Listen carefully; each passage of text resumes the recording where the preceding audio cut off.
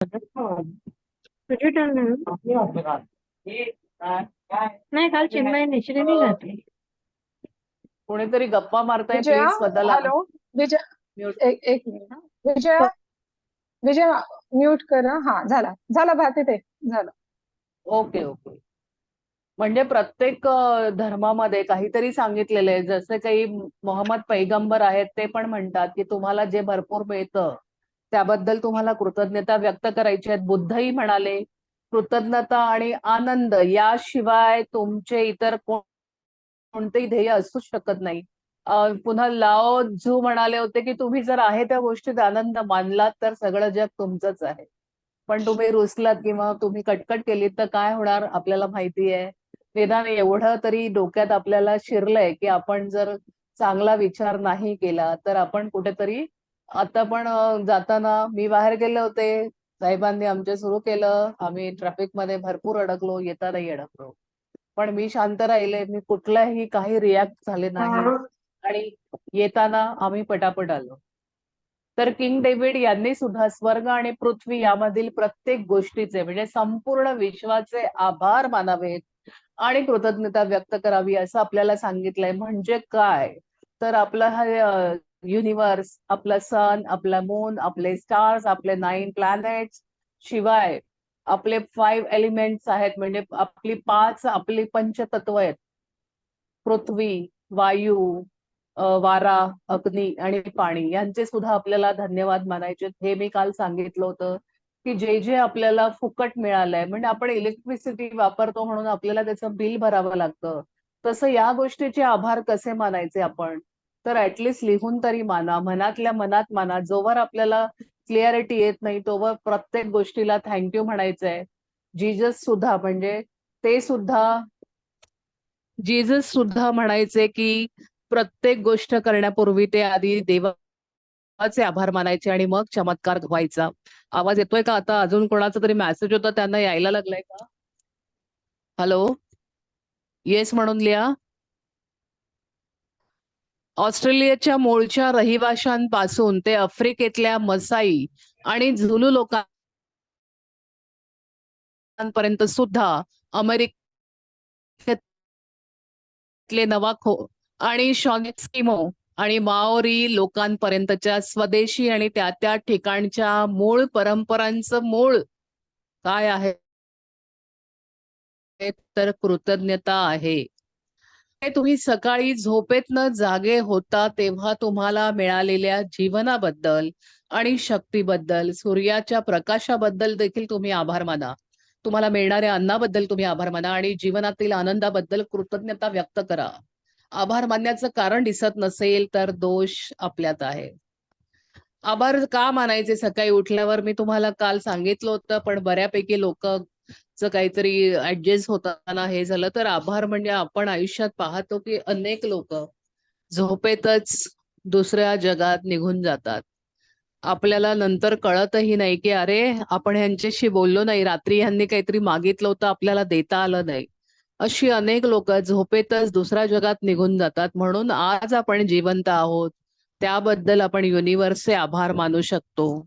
आणि ज्या ज्या लोकांनी म्हणजे प्रसिद्ध व्यक्ती म्हणू नका, अगदी आपल्या न्यूटन म्हणू नका किंवा आईन्स्टाईन यांनी शोध लावले पण जेव्हा ते भाषण करायला उभे राहायचे तेव्हा ते स्वतःला किंवा मी हा शोध लावलाय असा भाव न खाता आधी ज्या लोकांनी शोध लावलेत त्या लोकांचे ते आभार मानायचे आणि त्यांच्यामुळे आम्हाला प्रेरणा मिळून आपण पुढे जातोय.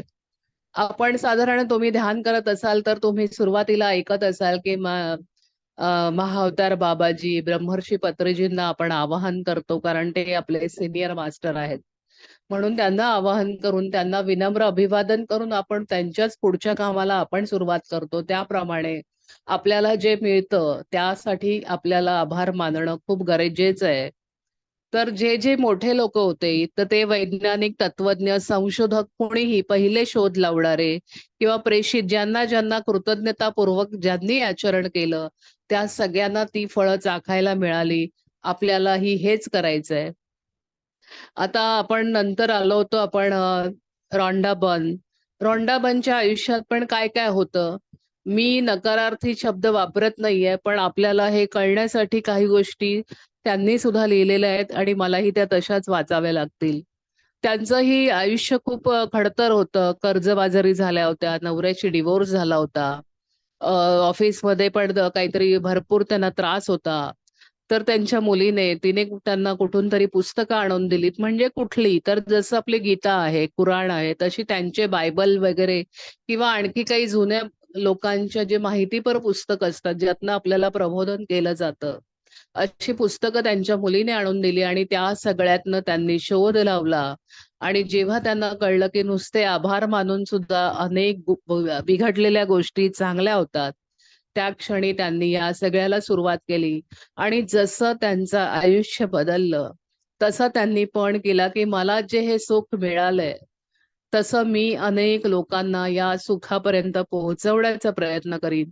त्यांनी त्यांच्याकडे काही नसताना देखील प्लॅन केला, की लोक श्रीमंत कशी होतात, कशामुळे होतात, त्याच्यासाठी ते काय करतात, त्यांचे काय विचार आहेत, यासाठी त्या अमेरिकेत आल्या. अमेरिकेतल्या सगळ्या पैसेवाल्या लोकांना त्या भेटल्या, त्यांच्याशी गप्पा मारल्या, त्यांचं शूटिंग घेतलं आणि त्यांच्याकडनं सुद्धा त्यांना कळलं, की सगळ्याचा पाया हा कृतज्ञता, आभार मानणे हाच आहे. आणि त्यांनी द सिक्रेट मूव्ही बनवली. सिक्रेट मूव्ही इतकी गाजली, की ती ती मूव्ही पण नंबर 1 होती आणि अनेक वर्ष आहे. अजूनही तिचे वेगवेगळे आहेत म्हणजे हिंदी हिंदी आहे, इंग्लिश आहे, वेगवेगळ्या भाषात तिचं ट्रान्सलेशन मूव्हीचं सुद्धा झालेलं आहे आणि ती तुम्हाला अवेलेबल आहे. मी ग्रुपमध्ये पण टाकलेली आहे. त्याच्यातनंही तुम्हाला काही माहिती मिळेल. आणि त्यानंतर तिने हे पुस्तक लिहिलं, ते सुद्धा 19 वर्ष म्हणजे आजतागायत तिने लिहिल्यापासनं बेस्ट सेलर आहे. पहिला 20 पुस्तकांमध्ये त्याचा नंबर आहे. आणि अनेक लोकांच्या आयुष्यात जादू घडल्यात. अक्षरशः एक मुलगा म्हणजे रस्त्यावर राहणारा होता, तिकडचा फॉरेनचा. पण त्याच्या मनात एक ध्येय होतं, की मला ही गोष्ट गाठायची आहे. ही गोष्ट मला हवी आहे. आणि त्याने ती गोष्ट मिळवली आणि तो मोठा पैसेवाला झालाय. सिक्रेट मूव्हीत एका माणसाने विजन बोर्ड बनवला होता आणि काही दिवसांनी तो एका नव्या घरात गेला आणि एका बॉक्सवर त्याचा मुलगा बसून हातपाय हलवत होता. तो म्हणतो पप्पांना, की "पप्पा यात काय आहे?" तो म्हणाला, की "माझे विजन बोर्ड आहेत. मला जे जे हवंय त्याचे विजन बोर्ड मी तयार केले आहेत." तर असंच तो म्हणाला, "मग मला दाखवा ना कसं केलंय, मी पण काहीतरी करेन." त्यांनी खोललं आणि त्यांनी बनवलेला एक विजन बोर्ड हुबहू ते ज्या घरात राहायला आले होते, तसंच्या तसं घर त्याचं होतं. हे तुम्हाला त्या मूव्हीतही पाहायला मिळेल. त्यानंतर मी ध्यासाबद्दल बोलले तुम्हाला. आपण मराठीमध्ये वेगवेगळे शब्द वापरतो. लहान असताना म्हणजे पूजा भट, आपली नायिका आलिया भट, ती लहान असल्यापासून तिचं एकच ध्येय होतं, मला हिरोईन व्हायचंय. आणि तिचं सुरुवातीला आपल्या सगळ्यांना वाटलं ही बावळट हिरोईन आहे, पण तसं काही नव्हतं. आज ती टॉपला आहे. आज ती करोडोमध्ये खेळते आणि तिने जे ठरवलं ते तिने करून दाखवलं. ती एकदा पहिल्याच मुलाखतीत करण जोहरच्या बोलली, की माझा क्रश रणबीर कपूर आहे. तो पण तिने मिळवला. तुमची म्हणतो ना, तुम्ही शिद्दत से कुछ मांगोगे तो पूरी कायनात भी आपके पीछे आएगी. हिंदी सिनेमात आपण अनेकदा अशी वाक्य ऐकली असतील. तर आपलं आजपासनं जादूचं पण तेच आहे. जे तुम्हाला हवंय ते तुम्ही मनापासनं, हृदयापासनं मागा आणि मुळात विश्वास ठेवा. विश्वास नसेल तर बाजूला हटा. विश्वास ठेवून जे कराल, कारण मी जे 6 महिने अनुभवतेय, मी ढगात आहे. आज सुद्धा मी 10,000ची खरेदी करून आले स्वतःसाठी.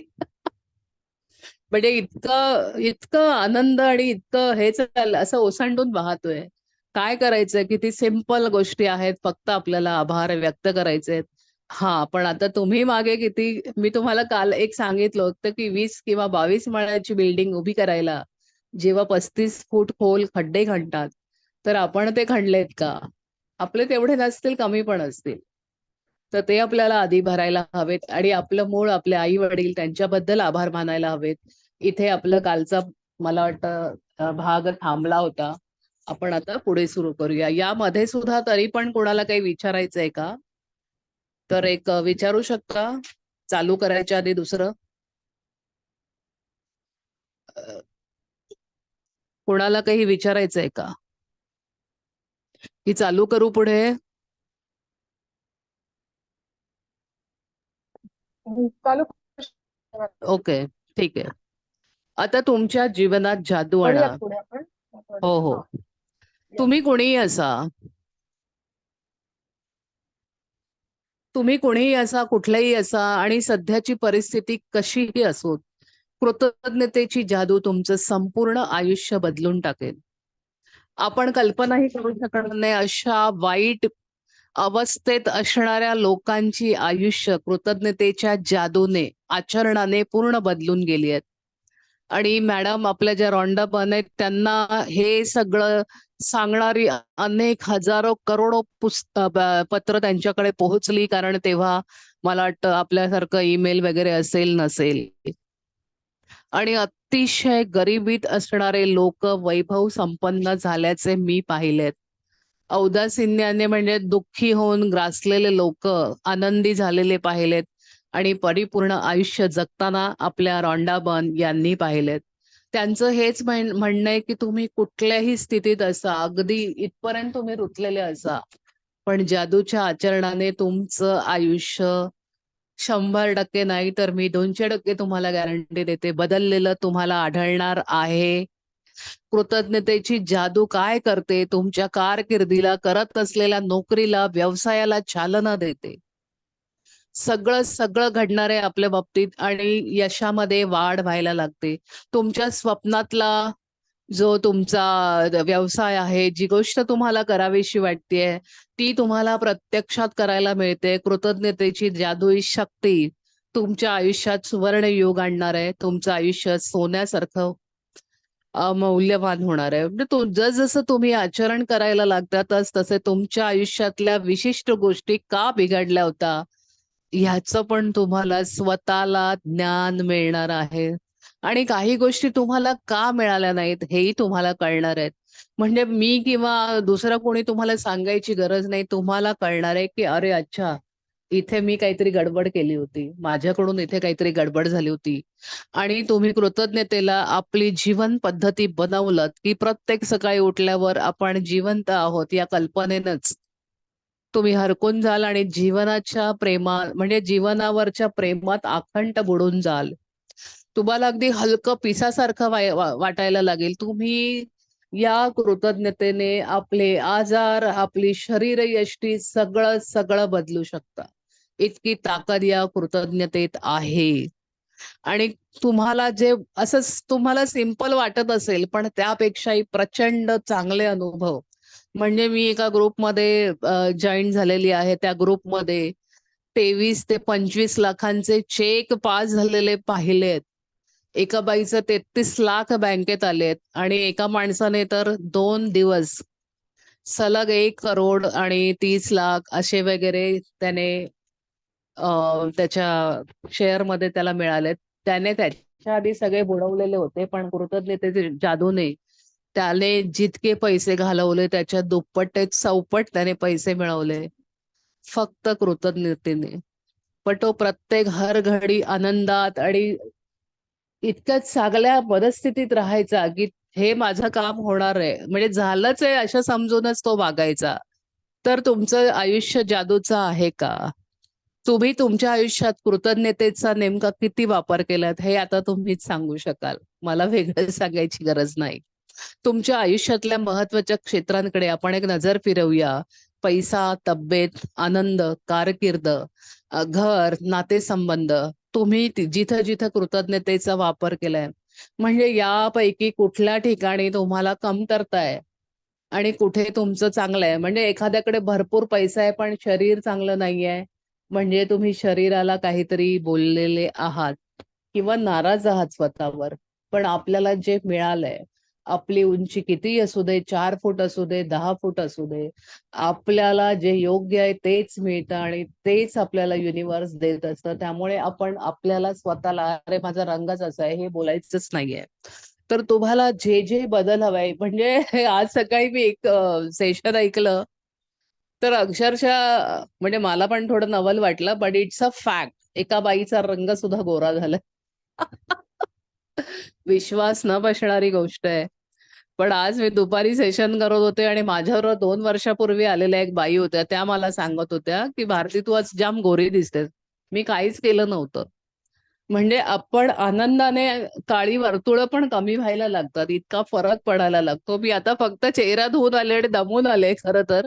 पण आय थिंक की मी बरी वाटतेय.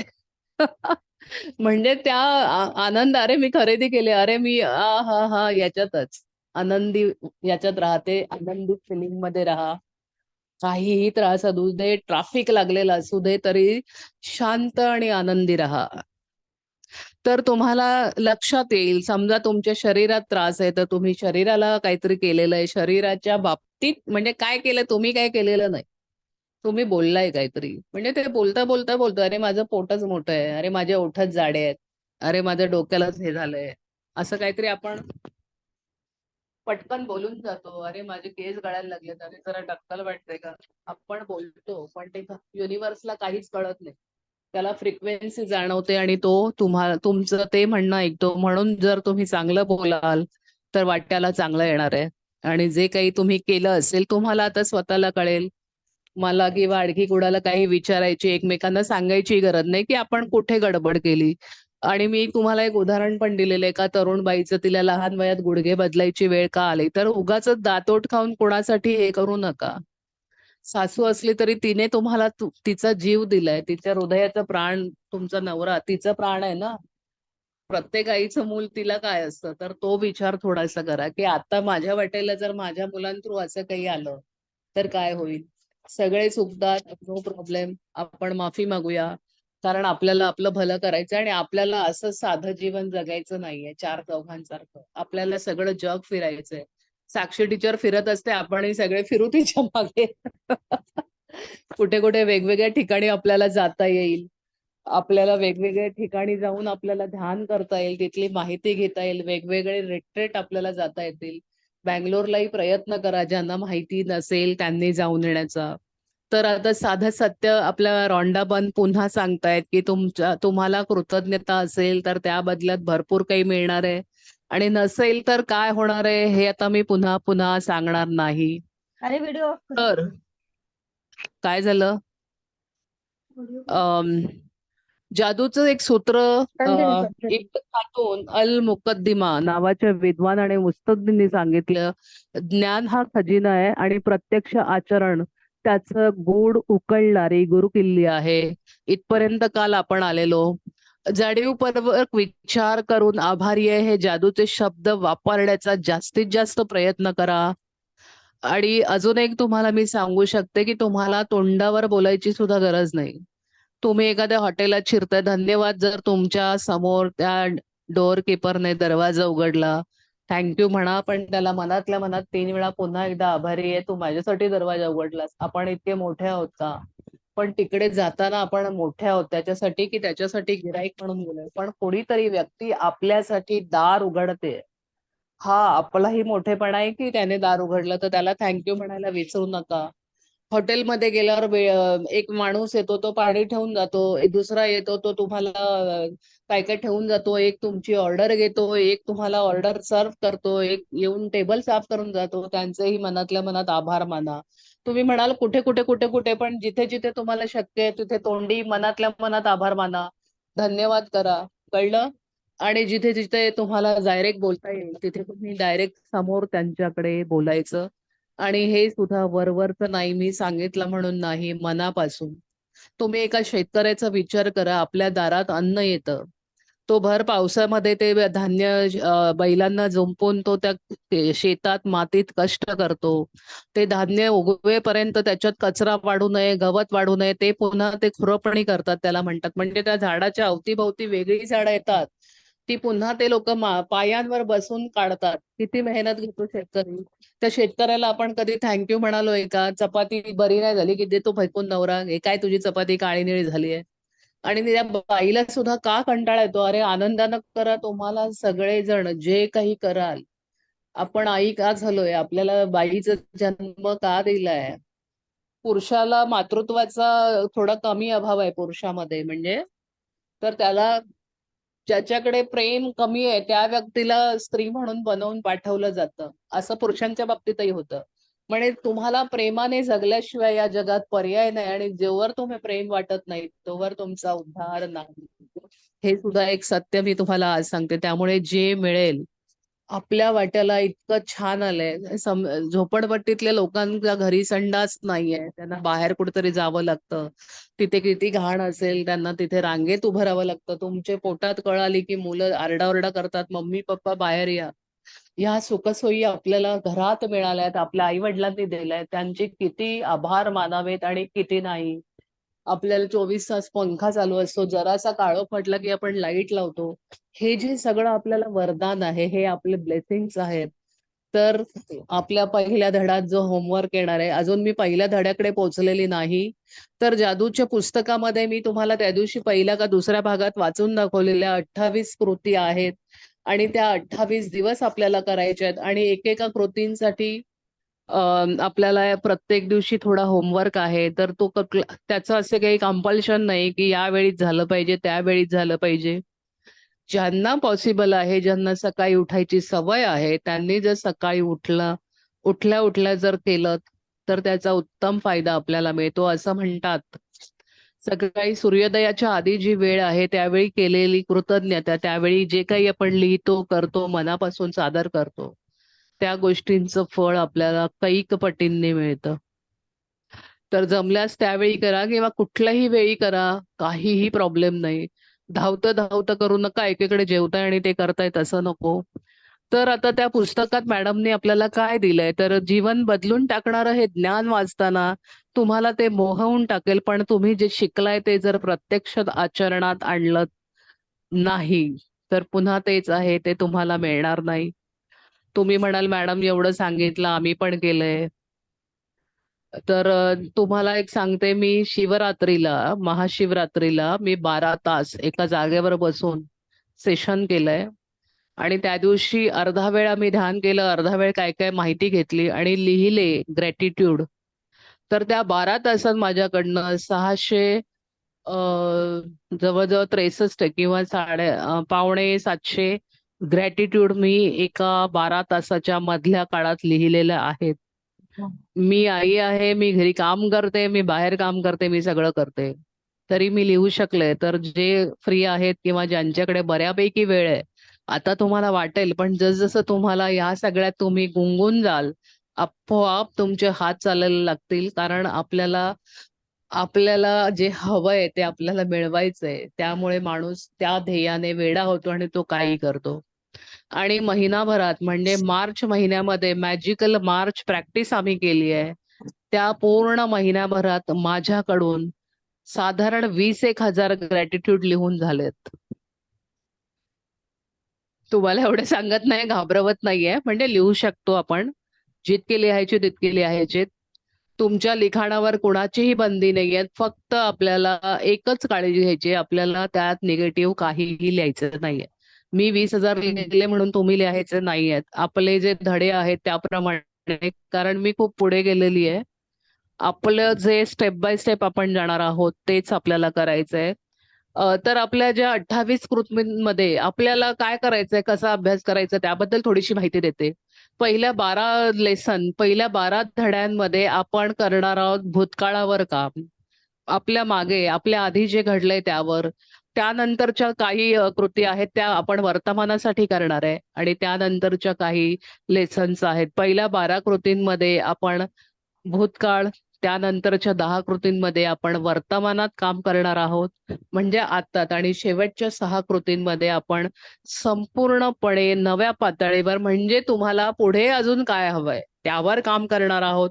अशा प्रकारे आपल्याला रॉन्डाबन यांनी आपली सगळी सोय केलेली आहे. घाबरून जायची गरज नाही.